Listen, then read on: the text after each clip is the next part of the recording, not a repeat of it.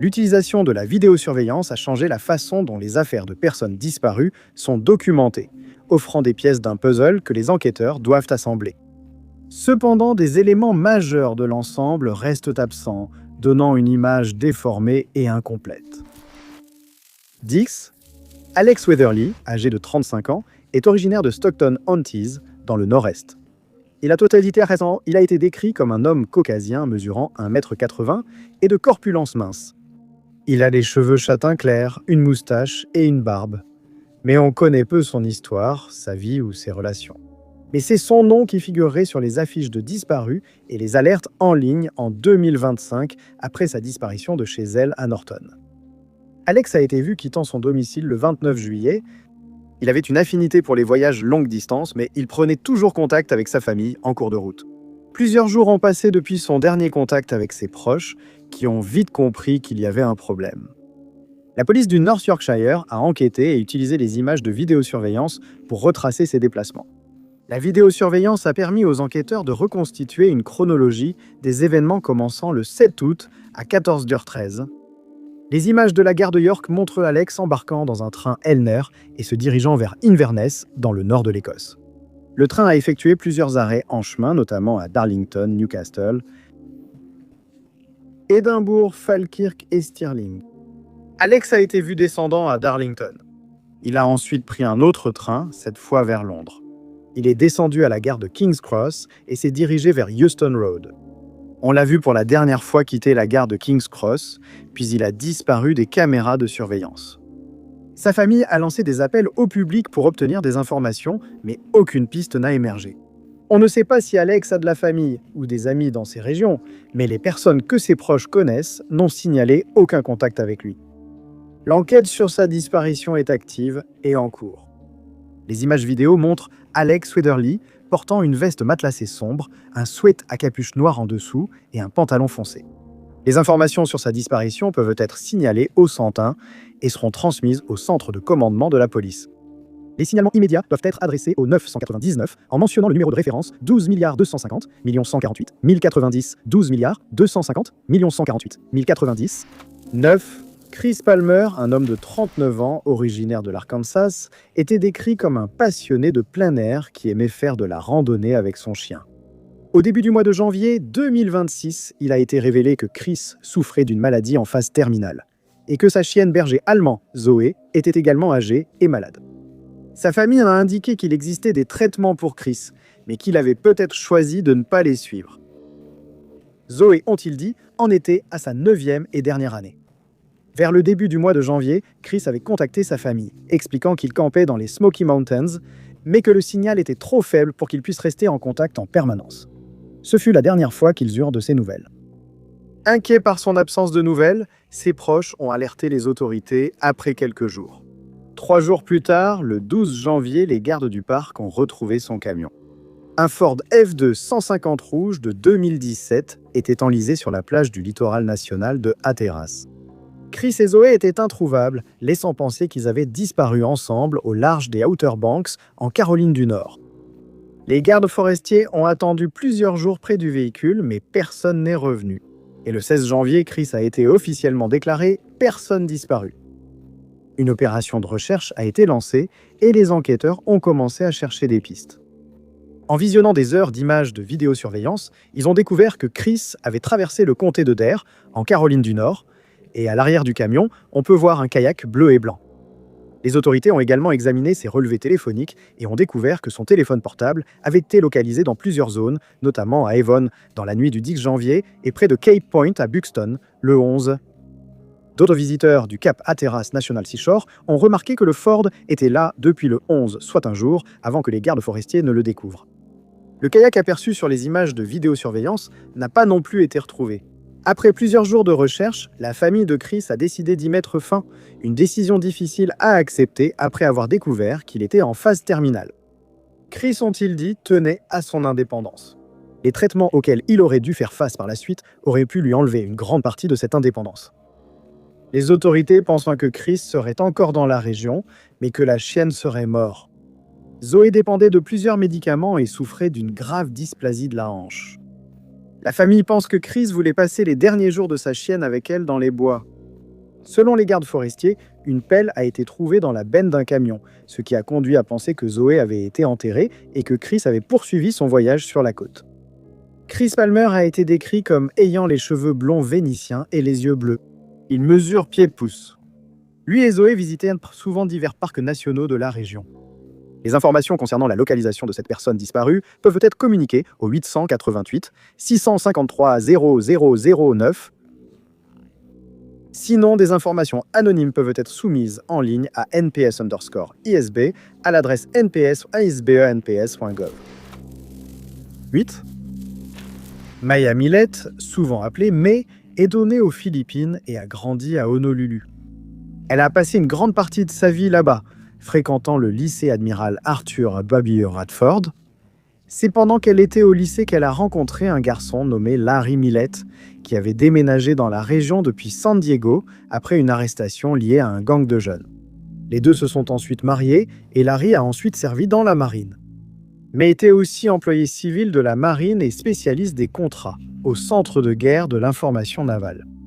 Plus tard, le couple marié a déménagé ensemble à San Diego, où ils ont eu 3 enfants. Dans l'ensemble, leur mariage se passait bien, mais en 2020, il a commencé à se détériorer.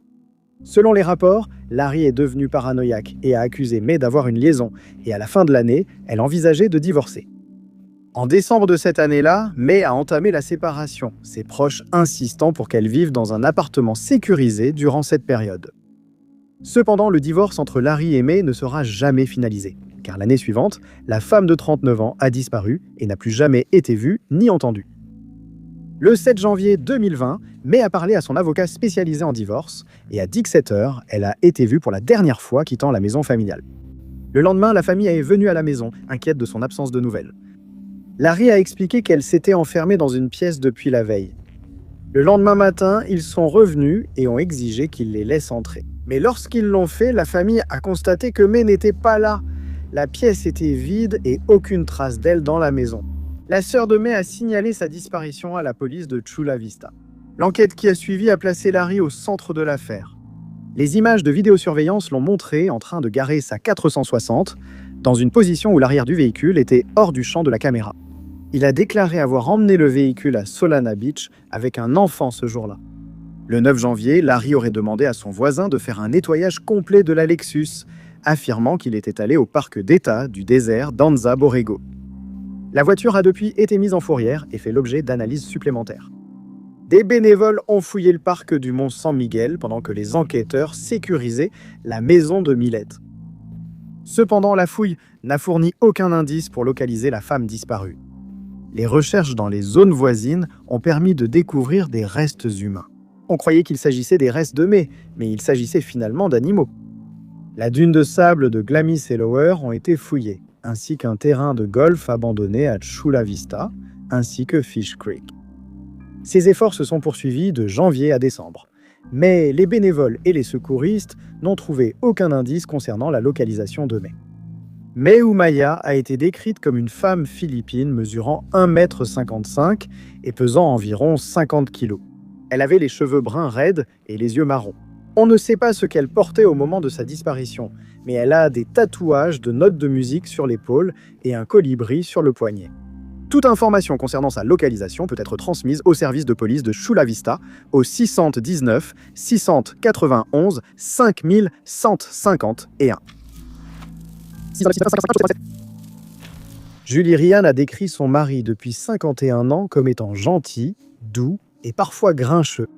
Elle a dit que John Ryan, âgé de 75 ans, avait une personnalité amusante et qu'il était agréable à côtoyer. Le couple s'est rencontré à Salt Lake City, Utah, il y a des décennies et a élevé 4 enfants. Gavin, leur enfant du milieu, a décrit son père comme passionné de sport. Il aimait aussi prendre soin des autres. Ils ont dit qu'il était toujours au courant de l'actualité, qu'il avait un grand cœur et qu'il était une personne amusante et gentille. Gavin a expliqué que son père avait été constructeur pendant la majeure partie de sa vie et bien qu'il soit à la retraite, il aimait toujours fabriquer des choses. John et Julie se sont installés à Laguna Beach il y a 4 ans et demi et Julie a adopté le style de vie californien. Mais John semblait avoir des difficultés, surtout avec la transition vers la retraite. Le 11 septembre 2025, Gavin s'est rendu dans le comté d'Orange pour rendre visite à ses parents. Il habite à Salt Lake mais était dans la région pour le travail et a décidé de leur rendre visite. Il a pris le petit déjeuner avec eux, puis est parti pour Los Angeles le lendemain matin. Selon Julie, elle est allée faire des courses au supermarché juste après le départ de son fils. John l'a aidé à rentrer les courses à son retour, tout semblait en ordre. Et plus tard dans la journée, elle a quitté la maison pour rendre visite à une amie. Dans l'après-midi du 12 septembre, elle est rentrée pour découvrir que son mari était parti. Au début, elle n'était pas inquiète. John était un homme adulte et capable. On savait qu'il lui arrivait de faire de longues promenades seul de temps en temps. Mais bientôt, la nuit est tombée et il n'y avait toujours aucune trace de lui. Julie remarqua que la plupart des affaires de son mari, dont son téléphone, son portefeuille et sa montre qu'il ne quittait jamais, étaient restées sur la table de chevet. Elle trouva aussi sa genouillère et ses chaussures de marche. À ce moment, elle comprit qu'il y avait un problème. Julie a appelé une amie. Elles ont cherché John, puis ont contacté la police et prévenu Gavin de sa disparition. Les autorités ont consulté les caméras proches. Ils ont découvert que l'après-midi de sa disparition, John avait été filmé en train de quitter sa maison de ville, se dirigeant vers Nagal vers 15 h. Des chiens pisteurs ont pu détecter son odeur et l'ont suivi jusqu'en haut de la rue, où elle a soudainement disparu. Les autorités ignorent si l'événement relève d'un acte criminel ou si John s'est simplement perdu. Mais la famille n'a pas perdu espoir et continue de chercher des réponses. Les informations concernant la disparition de John Palmer peuvent être transmises au service du shérif du comté d'Orange au numéro 714 647 7000. Numéro 6. Brianna Jett Viber est née en 1992 et a été adoptée par Lisa Morley Hulse lorsqu'elle avait 3 ans. Pendant plusieurs années, elle a vécu avec la famille Hulse à Binghamton, New York. À l'âge de 16 ans, elle a été adoptée par Bobby Joe Stone et a déménagé à Birch Run, dans le Michigan. À ce moment-là, elle avait divorcé et avait 4 enfants, 3 fils et une fille. Brianna avait recommencé à faire des rencontres et vivait avec son petit ami à Flint, Michigan. Le couple se rendait souvent dans des stations-service proches pour recharger leur téléphone et utiliser les toilettes. La station la plus proche était la station-service Marathon sur Miller Road. C'est le 14 juillet 2017 qu'elle a quitté sa maison au milieu de la nuit pour se rendre dans cet établissement précis. Elles avaient parlé avec Lisa Hulse ce jour-là et mentionné un voyage à New York pour la fête de révélation du sexe du bébé de sa sœur, mais elle n'y arriverait jamais. Ce soir-là, Brianna et son petit ami se seraient disputés, ce qui a poussé la jeune femme de 24 ans à partir. Les caméras de la station-service Marathon l'ont filmé montant dans une Pontiac Aztec rouge conduite par un homme inconnu. Les deux sont allés dans un club pour adultes voisins, où le personnel a noté que Brianna semblait mal en point. Elle a été revue 1h45 plus tard dans une station-service mobile sur South Saginaw Street. Sur les images, elle semble visiblement paniquée et titube, s'accrochant parfois aux étagères pour garder l'équilibre. Elle a été vue marchant vers le nord près d'Atherton Road pendant que le propriétaire de la Pontiac roulait en sens inverse. C'était la dernière fois que Brianna Viber a été vue. Elle n'est pas rentrée et personne n'a eu de ses nouvelles depuis. Ses proches l'ont signalée disparue quelques jours plus tard. Lors de l'interrogatoire, le petit ami de Brianna a dit qu'il s'était disputé après qu'on lui ait refusé le droit de visite pour ses enfants. Elle n'avait pas d'eau chez elle à ce moment-là à cause d'un puits cassé et ce refus aurait provoqué la colère de Brianna. Selon son petit ami, elle jetait des objets dans la maison et a fini par se blesser au bras. Les enquêteurs ont aussi retrouvé le conducteur de la Pontiac, qui a dit que Brianna lui avait demandé de l'emmener dans un restaurant proche. Après être allés au restaurant, ils se sont rendus au club de divertissement où Brianna travaillait auparavant. L'homme a dit qu'elle avait oublié son téléphone dans sa voiture, plus tard, remis à la police. Quelques jours plus tard, son sac à main était retrouvé dans un fossé près de chez elle. Ni le conducteur de la Pontiac, ni le petit ami de Brianna n'ont jamais été suspects dans cette affaire. Les deux personnes ont coopéré avec l'enquête et aucune d'elles n'a été nommée publiquement. Mais cela fait près de 10 ans que Brianna a disparu sans qu'aucune piste n'ait émergé dans cette affaire. Les enquêteurs n'ont trouvé aucune preuve d'un acte criminel et il n'est pas certain qu'elle ait disparu de son plein gré, mais elle a été classée comme personne disparue et en danger. Brianna Viber avait les cheveux bruns et les yeux bruns, mais ses cheveux étaient teints en rouge. Elle pesait environ 54 kilos au moment de sa disparition. On sait qu'elle a plusieurs tatouages, dont les prénoms Savannah et Maddox, une clé squelette sur le pied droit et le chapelier fou sur l'épaule droite. Les mots Family, Strength, Honor, Pride, Loyalty et Love apparaissent sur son omoplate. Ses oreilles et son nez sont percés. Brianna a été vue pour la dernière fois sur les caméras de surveillance avec un haut crème, un legging noir et des tongs. Elle avait aussi un sac à main Vera Bradley en bandoulière. Les informations concernant cette personne disparue peuvent être transmises au service de police de Flint Township au 8 10 60 03 2 5 0 8 10 6 0 0 3 2 5 0. 5. Aaron McKinney a été décrit comme un casanier qui s'éloignait rarement de chez lui. Cet homme de 32 ans originaire de Belfast, en Irlande du Nord, jouerait pour l'équipe locale de football St. Luke's. Il est très connu grâce à cette affiliation. Selon sa sœur Christine, ils étaient extrêmement proches et ne pas être en contact serait considéré comme inhabituel. Dès début novembre 2023, l'absence de contact est soudainement devenue la norme, déclenchant une vaste opération de recherche. Aaron a brusquement cessé de communiquer avec sa famille à une date non précisée. Le 10 novembre, Aaron était parti faire des courses pour son père. Il les a déposés et a été vu pour la dernière fois par sa famille entre 9h et 10h ce vendredi, marchant le long de Glen Road.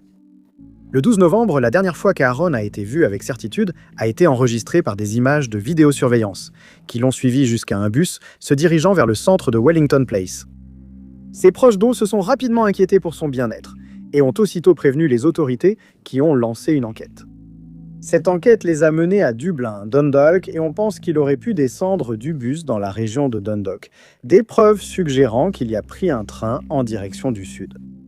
Au fur et à mesure de l'enquête, les proches ont commencé à distribuer des avis de disparition, certains membres de la famille se rendant à Dundalk pour y afficher des affiches. Christine ne croit pas que son frère soit à Dundalk, même si l'effort était tout de même nécessaire. La police d'Irlande du Nord a exprimé une inquiétude croissante pour le bien-être de l'homme disparu. Il n'a pas été repéré par d'autres caméras de sécurité et personne ne s'est manifesté avec des informations pouvant mener à sa localisation. La famille a lancé plusieurs appels, espérant que quelqu'un ait vu quelque chose pour comprendre ce qui est arrivé à Aaron. Les images de vidéosurveillance montrent que l'homme disparu portait un imperméable, un pantalon de survêtement noir et un sac à dos rouge Manchester United lors de sa dernière apparition. Il est décrit comme mesurant environ 1,83 m et ayant une silhouette mince. Il a la tête chauve, une barbe foncée et les yeux noisettes. La PSNI lance un appel à toute personne disposant de caméras embarquées ou de caméras de surveillance à domicile dans les secteurs de Stewartstown Road et Twinbrook. Toute vidéo ou information peut être transmise au 101 en mentionnant le numéro de série 391 du 24 novembre 2023. 4. Bradley Brooks, âgé de 36 ans, a déménagé de Weatherford, Texas, à Corpus Christi en juin 2019. Ici, il s'est installé avec sa petite amie, puis sa fille adolescente l'a rejoint peu après. Bradley aimait pêcher et consommait parfois des stupéfiants à des fins récréatives, mais selon sa famille, il n'en faisait pas un usage régulier. 2 mois après son déménagement à Corpus Christi, Bradley a été signalé disparu après avoir été vu pour la dernière fois par sa petite amie. Le soir du 18 août 2019, un jour après l'arrivée de sa fille en ville, il a quitté sa maison à bord de sa Mazda 3 berlines turquoise de 2003. Vers 22h, la petite amie a vu Bradley partir en voiture, sans savoir que ce serait peut-être la dernière fois. Bradley venait d'acheter des crevettes et avait chargé quelques cannes à pêche dans sa voiture. Il a dit à sa famille qu'il sortait pêcher tard le soir, comme il lui arrivait de le faire de temps en temps. Mais il n'est jamais rentré et personne n'a eu de nouvelles depuis.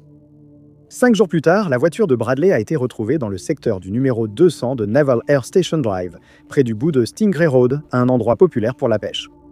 Retrouvée avec le capot ouvert, elle serait restée là plusieurs jours. Le 23 août, elle a été remorquée de cet endroit sans que les autorités sachent que le véhicule était lié à une disparition. Bradley appelait souvent sa mère et il aimait sa famille. Depuis ce soir-là, il n'a plus donné de nouvelles à personne. Le frère de l'homme disparu a suggéré que Bradley avait peut-être été submergé. À l'époque, il vivait avec sa petite amie Ashley, qui avait ses propres enfants. Sa fille ayant rejoint le groupe un jour avant, Buck Chapman, beau-frère de Bradley, en a déduit que la situation était devenue trop difficile, justifiant ainsi son expédition nocturne. Il a disparu depuis plus de 6 ans et seuls quelques signalements ont été rapportés. L'un de ces signalements a été reçu en juin 2020 lorsqu'un ami de la famille a fourni un renseignement.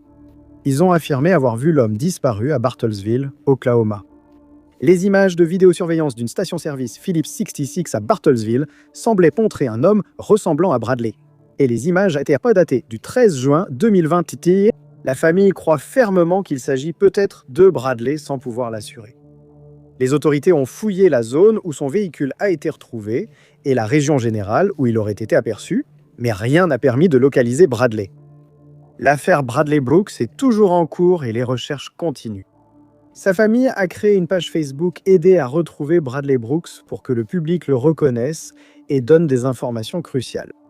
Il aurait maintenant 42 ans et au moment de sa disparition, il mesurait environ 1,52 m et pesait entre 72 et 77 kg.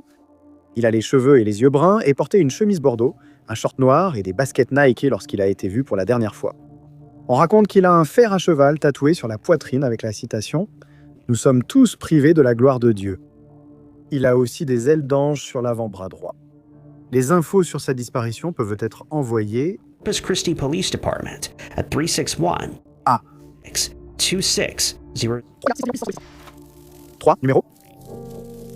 Le 15 août 1980, Jeremy Edward Foucault est né à Standish, dans le Michigan. Il a été élevé par ses parents, René et Edward Foucault. Il a obtenu le grade d'Eagle Scout dans son enfance et a obtenu son diplôme de Standish Sterling Central High School parmi les meilleurs de sa classe. Il a obtenu un score à l'ACT parmi les Dix, % les plus élevés au niveau national, et ses proches le décrivaient comme une personne responsable. Après le lycée, il s'est inscrit à l'Institut de technologie DigiPen à Redmond, dans l'État de Washington, et a abandonné après 1 an. Il a fait des petits boulots dans l'État de Washington avant de choisir une carrière dans l'informatique. En 2015, il était ingénieur logiciel chez Oracle Corporation à Bellevue, Washington. À l'époque, il vivait apparemment dans un appartement situé sur Avenue South. Selon sa famille, Jeremy aimait le snowboard, le golf et passer du temps avec ses amis. Et âgé de 34 ans, la même année où il allait disparaître, le 21 juillet, il travaillait à domicile et a appelé son responsable vers 15h30 cet après-midi-là. Il a dit que le disque dur de son ordinateur portable était en panne et qu'il viendrait le réparer au bureau le lendemain.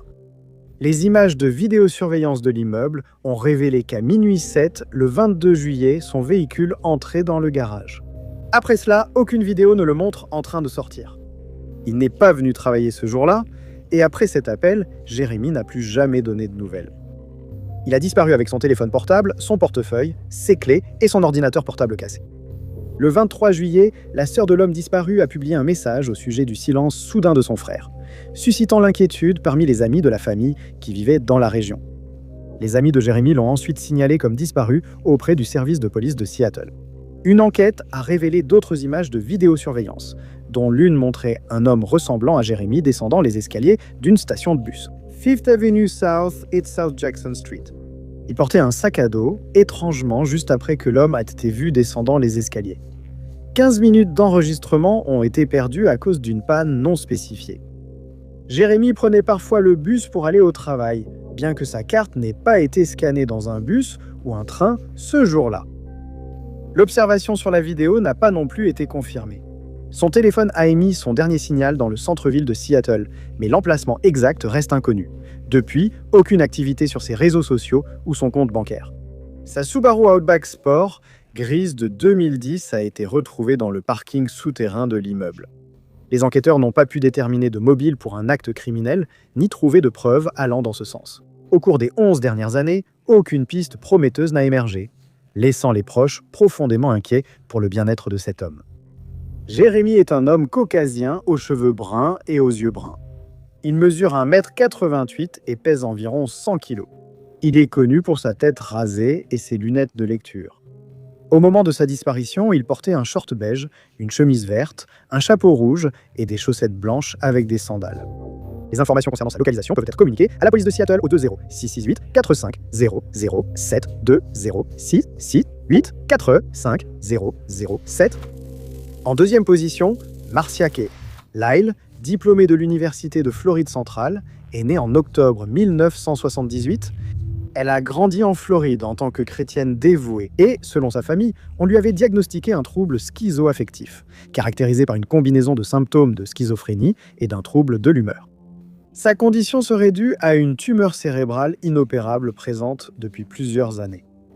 En décembre 2019, elle a quitté sa ville natale et a déménagé à Seal, en Alabama, afin d'être plus proche de l'église adventiste du 7e jour. Elle était responsable jeunesse du programme Pathfinders là-bas.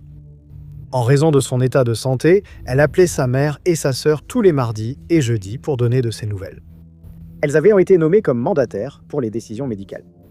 4 mois après avoir emménagé à Seal en avril 2020, la femme de 41 ans a soudainement cessé de communiquer avec sa famille. Le dernier appel qu'elle leur a passé remonte au 27 de ce mois-là. Elle avait évoqué les premiers pas de son neveu avec sa sœur quand ses proches ont perdu contact. Les jours suivants, inquiets, ils ont alerté les autorités locales.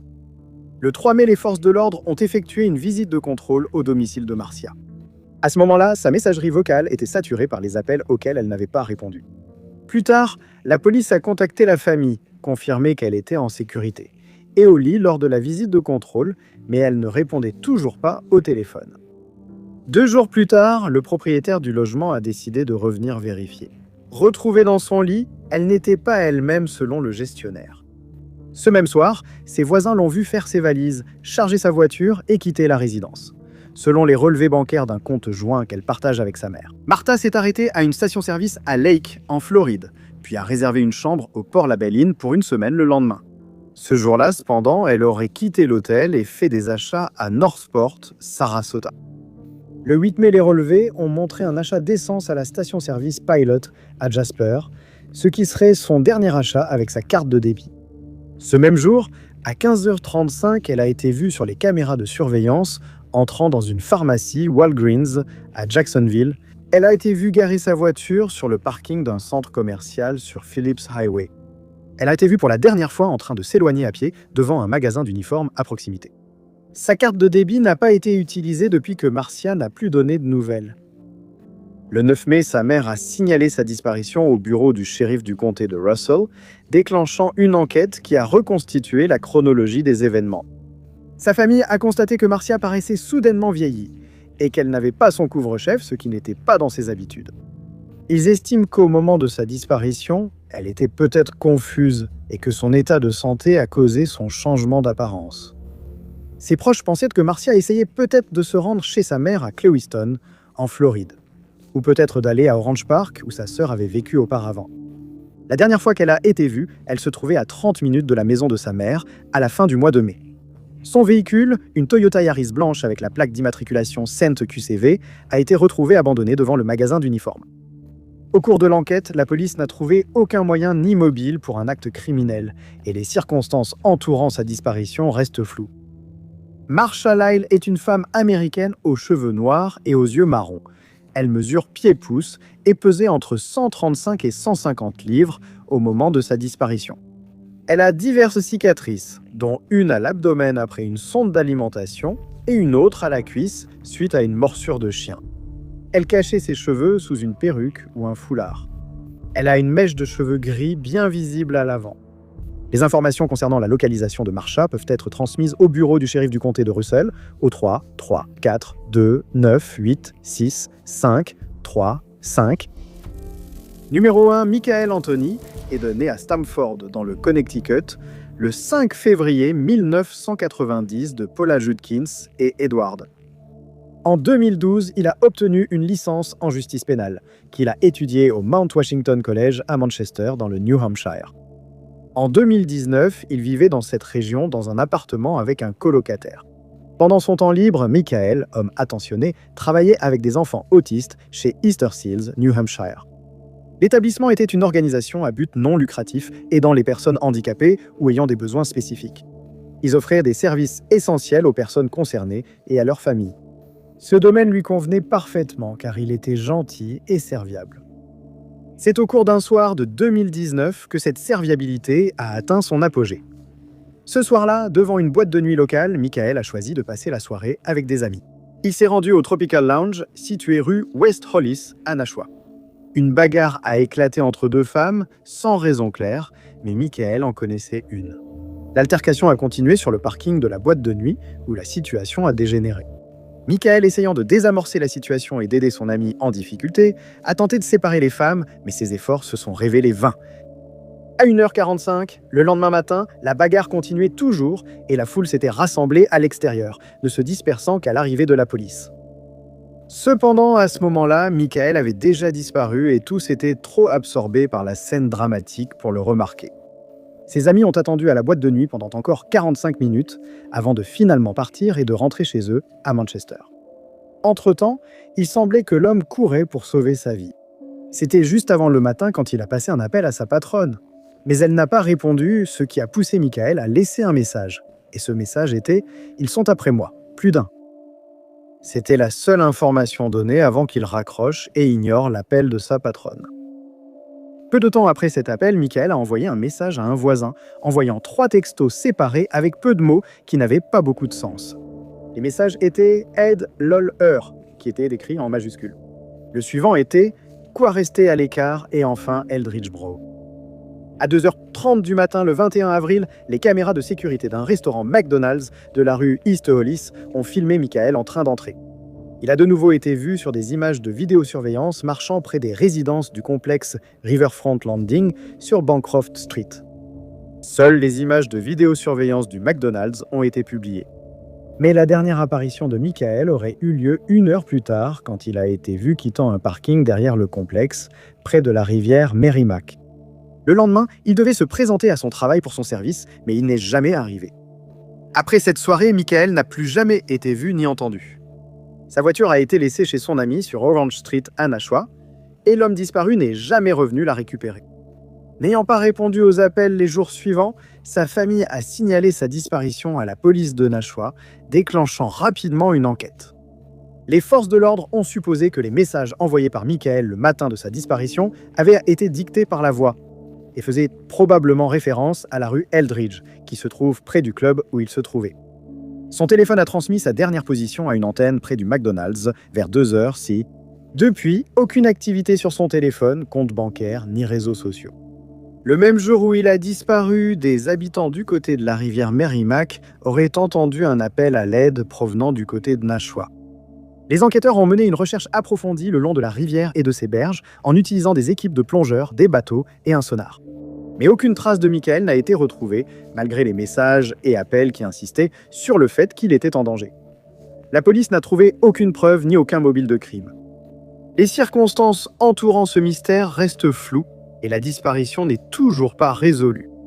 Michael est un homme aux cheveux noirs et aux yeux marrons. Au moment de sa disparition, il mesurait pouces et pesait 100 livres. Il a plusieurs tatouages sur les bras et les mains, dont le nom Justice, un serpent, une croix avec des vagues, un ballon de basket et la lettre M. Il a aussi des tatouages sur la poitrine. Au moment de sa disparition, Michael portait ses cheveux en tresse ou en cornrows et avait un bouc et il était connu pour porter des lentilles vertes de temps en temps. Sur les images de vidéosurveillance, Michael portait un t-shirt noir à logo blanc, un jean et des chaussures rouges. Il portait également 2 chaînes en or, un bracelet et une montre. Les informations sur sa disparition peuvent être signalées à la Police Department at 603 Nashville 603 594 3500. Une page Facebook a également été créée pour le retrouver, intitulée « Aider à retrouver Michael disparu ». Merci beaucoup d'avoir regardé. Si vous avez aimé cette vidéo, n'hésitez pas à cliquer sur le bouton « J'aime ». N'oubliez pas non plus de vous abonner et de cliquer sur la cloche de notification pour rester informé de toutes nos prochaines vidéos. Je suis Top 5 Unknowns, on se retrouve dans la prochaine vidéo.